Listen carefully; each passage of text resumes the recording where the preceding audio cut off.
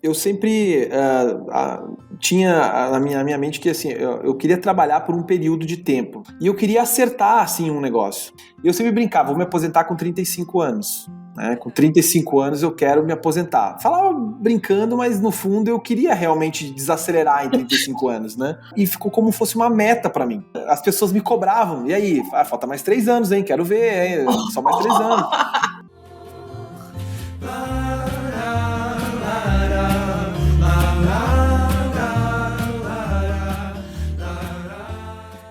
Olá, sejam muito bem-vindos a mais um vídeo do canal Inspire People. Meu nome é Denise Mel e toda semana eu entrevisto pessoas com histórias inspiradoras para compartilhar, como a do nosso convidado de hoje. Quantas vezes você já não ouviu aquela frase? Empreender no Brasil não é fácil.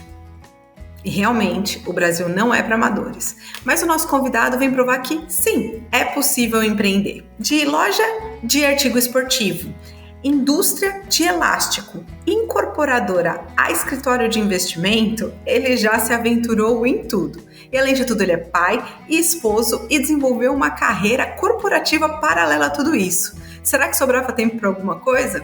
E é sobre essa trajetória de empreendedorismo que a gente vai conversar com ele hoje. Seja muito bem-vindo, Daniel Girardi. Obrigado. Vai ser um prazer conversar com você sobre esse assunto que é tão interessante, mas assustador para alguns, né? Como você disse aí, acho que a palavra que cabe bem é se aventurar, né? A gente, principalmente quando a gente está em início de carreira, eu acho que a gente se aventura bastante. Fala, empreender e aventurar, bem similar. Mas vamos começar do começo. Você está com quantos anos hoje? 38 anos. 38. E você começou a trabalhar com que idade? Eu comecei com 14 anos, assim, desde muito jovem, eu sempre tive muita ambição, né, de profissional, na verdade. Uhum. E aí, então, eu sempre quis começar, né, e aí eu comecei num mini mercado, num mercado de bairro, esses mercados que a gente tem aí, que tinha um caixa, um açougue, uma pessoa de serviços gerais, e eu era essa pessoa, né, de serviços gerais, né. Você era adolescente, provavelmente estudava, paralelo a isso, e começou a trabalhar no mercado. E aí depois você continuou estudando e se formou, entrou na faculdade e se formou em quê? Eu me formei em administração de empresas, né? Eu trabalhava no escritório de representação nessa época, né? Eu entrei no curso de administração de empresas, me formei com habilitação na época que tu poderia, depois do curso de administração, a gente poderia escolher uma habilitação, né? E eu acabei fazendo depois mais 2 anos de comércio internacional. Mas ali você estava trabalhando em escritório de representação, foi isso que você comentou? Você já trabalhava paralelo à faculdade?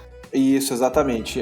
Quando eu saí do mercado, eu comecei num estágio num escritório de representação comercial, né? Isso eu devia ter 16 anos por aí. Aí era um estágio onde eu fiquei dos meus 16 aos 18, se eu não estou enganado, nesse escritório de representação. E depois daí do escritório, aí eu tive uma oportunidade numa empresa grande aqui de Caxias, na área financeira. Também comecei com a parte bem de auxiliar de escritório, né, nessa empresa, e aí fui escalando dentro do setor financeiro, até chegar, eu fiquei 5 anos nessa empresa. Quando eu completei 4 anos, eu assumi uma parte de Finame, que seria os financiamentos, né, dos produtos, né? E também aprendi muito nessa época dessa parte financeira, sabe? Eu sempre gostei muito da parte comercial, mas eu demorei até conseguir chegar na parte comercial. Então mas foi muito importante que eu fui escalando, fui vendo os outros lados, né? Paralelo à sua vida corporativa, em 2006 resolveu empreender. Exatamente. Então foi quando eu saí dessa empresa, nessa Guerra SA, era o nome da indústria aqui de Caxias do Sul. E eu tinha uma projeção de carreira dentro da empresa. Inclusive, quando eu fui pedir a demissão para poder sair da empresa, várias pessoas estranharam muito, né? Porque eu era um jovem na época, já estava fazendo pós-graduação.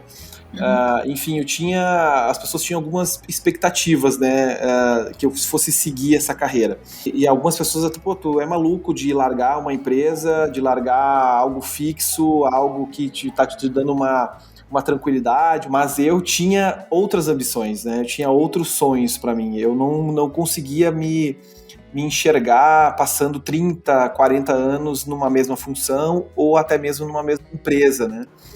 E naquela época, então, com 22, 23 anos, solteiro, enfim, sem coisas que me prendiam, né? Teve um dia que foi até marcante para mim na empresa, que eu estava muito estressado e eu fui para casa almoçar, né? Nunca ia para casa almoçar, naquele dia eu só vou para casa para sair um pouco da empresa. E aí eu lembro que eu fui para casa e conversando com meus pais no almoço mesmo, né? E eu comentei que eu não estava satisfeito e tal. A minha mãe, na época, foi, nossa, mas todo mundo quer um emprego como o teu, nessa tua idade, enfim, né? Tá, e meu pai não falou nada, e quando a gente terminou de almoçar, ele chegou para mim e falou que, olha, se você não tá contente na empresa, eu acho que você tem que sair e correr atrás do que tu realmente quer fazer na tua vida. E aí que começa a minha vida de empreender, né? As minhas aventuras, como a gente falou lá no início, né? Então eu comecei a me aventurar. E aí eu era muito da área de esportes, de futebol, enfim. E a minha mãe tinha um comércio já há algum tempo na cidade, pequeno, né? Era um canto da loja dela que tinha uma porta, né? Então eu fechei aquele cantinho e usava dentro da loja dela, usava aquilo. E aí eu acabei entrando no ramo esportivo, né? Então, bola de futebol, chuteira, camisa de time. Foi bem na época da Copa de 2006. Eu inaugurei a loja no dia 3 de junho de 2006. Eu tive, então, a loja nesse período todo. Uma empresa que eu montei junto com meu irmão de fazer elásticos para fixar lonas de carreta. E depois, conforme a nossa carreira foi evoluindo, a disponibilidade de tempo, a gente foi passando, ficou só pro meu irmão, e agora ele também está em outros negócios, e ficou com o meu irmão mais novo, mas ainda está em funcionamento, e hoje triplicou de tamanho do que era lá no início, né? Uhum. Fui sócio de uma incorporadora também, né, nesse período. A gente fez um prédio com 12 unidades. Essa ideia também surgiu de minha parte na época, porque foi na época que tinha um boom aí, de todo mundo queria construir, tinha boas oportunidades. Não entendia nada de construção civil, nada. Uhum. Mas eu tinha um cunhado que era arquiteto e entendia bastante, então assim, bom, eu tenho a ideia, tenho a localização e consegui um terreno. Vou achar alguém que conheça do ramo para que possa me ajudar. E realmente eu fiz essa sociedade com ele, era só eu e ele. E a gente juntou o que tinha na época também e começamos a levantar a obra, e a gente já vendeu um apartamento, aquilo nos deu fôlego financeiro para ir tocando a obra. E foi indo, a gente foi vendendo os apartamentos e enfim, em 3 anos a gente iniciou e finalizou esse empreendimento, enfim, tudo certo até hoje. Só que nesses 3 anos que a gente teve de construção, eu também entendi que também não era algo para mim, assim, então não era algo que eu queria. E aí, só para eu entender em tempo, você começou então com a loja lá em 2006, aí depois você foi para a indústria de elásticos para carreta, com que ano? Eu acho que foi por volta ali de 2008, 2009. Só imaginando que é essa gestão de tempo. A incorporadora vem quando? Mais ou menos nessa fase ali, 2010, foi 2010 para 2013, Eu já vou entrar no próximo tema, porque aí eu sei que em 2019, na verdade, você entrou numa sociedade de um escritório de investimentos, né? E aí, então, já vindo para o escritório de investimentos, desde 2019 você entrou nessa sociedade também. Paralelo à sua vida corporativa. Eu queria trabalhar por um período de tempo. Trabalhar, quando eu falo trabalhar, era essa dedicação full time que eu tive, né, em todos esses negócios. E eu queria acertar, assim, um negócio. E eu sempre brincava, vou me aposentar com 35 anos. Né? Com 35 anos eu quero me aposentar. Falava brincando, mas no fundo eu queria realmente desacelerar em 35 anos, né? E aquilo começou brincando, falava meio brincando no início, e foi ficando um pouco mais sério pra mim, né?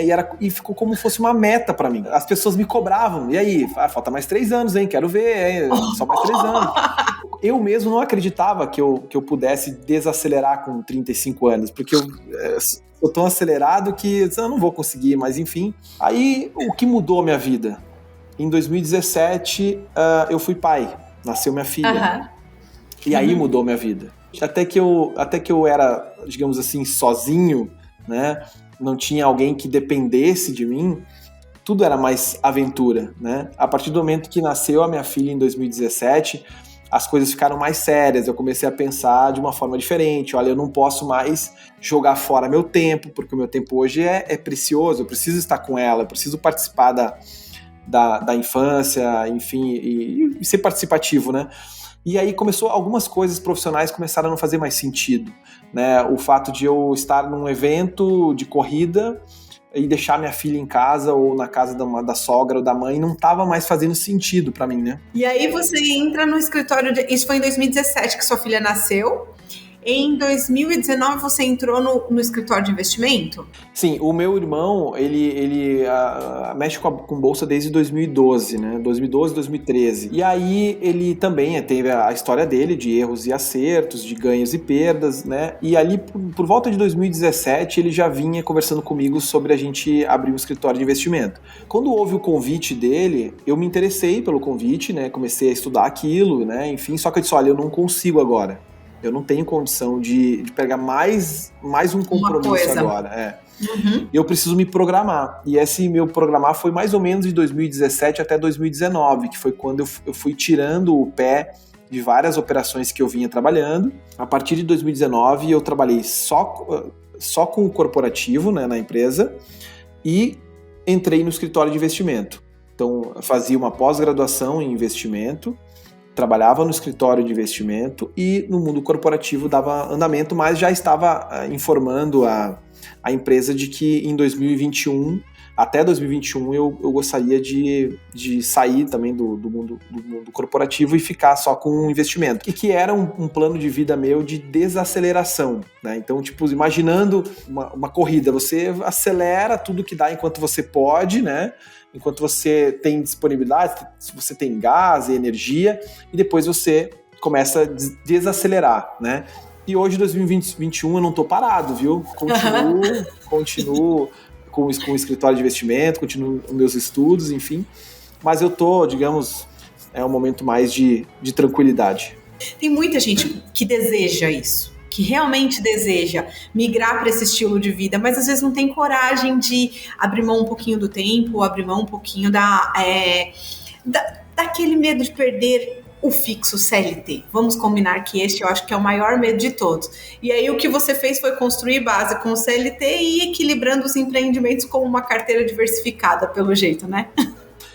Eu tenho uma história, vou contar, que é rapidinha. Quando eu abri a minha segunda loja, num bairro que não era centro, mas era próximo do centro, era um ponto novo. Era uma sala linda, uma rua muito, muito assim, convidativa para um comércio, mas era uma sala nova e não se tinham comércios em volta, né? E quando eu abri aquele comércio, que foi no final de 2018, final de 2016, eu abri essa loja, tinha um posto de gasolina na frente, né? Bem na esquina, assim, tinha um posto de gasolina.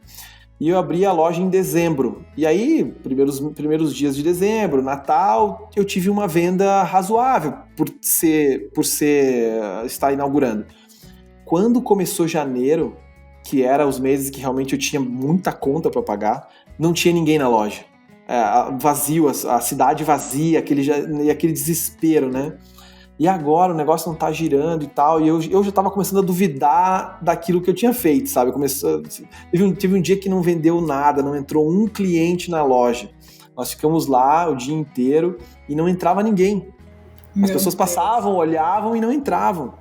E a gente com aquele financeiro pressionando, enfim, né? Aí eu saí da loja, final do dia, e eu lembro que eu fui abastecer o carro no posto da frente. Eu parei o carro nesse posto, o frentista me atendeu, né, e tal. E aí ele me perguntou, e aí, como é que tá? Eu falei, olha, dezembro foi legal, agora janeiro tá mais fraco, né, caiu bastante o movimento e tal. Janeiro é mais época de férias, né, e tal, é mais fraco. Mas eu vou te falar, a gente fez uma aposta aqui, estamos num bolão aqui dentro, todos os frentistas do posto. Pô, que legal, né, todo empolgado, né, o cara me contando essa história, né. E aí, mas qual que é o bolão? Quantos meses você vai conseguir ficar com a tua loja aberta nesse ponto? Nossa. Nem um pouco de compaixão, sabe? Ele falou maldade. Algo que... Maldade, assim, né? Tipo, pra machucar. Eu já tava machucado, né? Bom, eu percorri aquele caminho do posto até a minha casa que eu não conseguia pensar no trânsito. Eu pensava só nisso. E aquilo ali foi algo que me marcou profissionalmente. Porque eu me desafiei ali, sabe? Não, eu vou provar para todo mundo que isso aqui é um ponto comercial. Que eu não tô ficando louco em botar uma loja aqui. Para resumir essa história, esse ponto comercial ali foi a minha melhor loja, né? Foi a minha venda, o meu ticket médio maior, a minha venda diária maior. E eu acho que aquilo ali, assim, aquele momento do posto de gasolina foi algo que me deu força, né? Se você pudesse, então... eu sei que tem muita coisa dentro dessa trajetória, mas se você pudesse resumir essa trajetória, né, de empreender como estilo de vida, em uma palavra ou em uma frase, qual que seria? Eu acho que a resiliência, sabe? Que é o fato de você ter muita dificuldade, muitos problemas ao longo dessa jornada e você se manter forte. As pessoas que te olham, que me olhavam assim e elogiavam tanto a loja quanto o prédio que a gente construiu, o apartamento, elas não sabem as dificuldades que tem por ali. Então só a gente sabe, né? Então, muitas vezes eu estava passando por um momento de dificuldade, de tempo ou financeiro ou alguma outra dificuldade.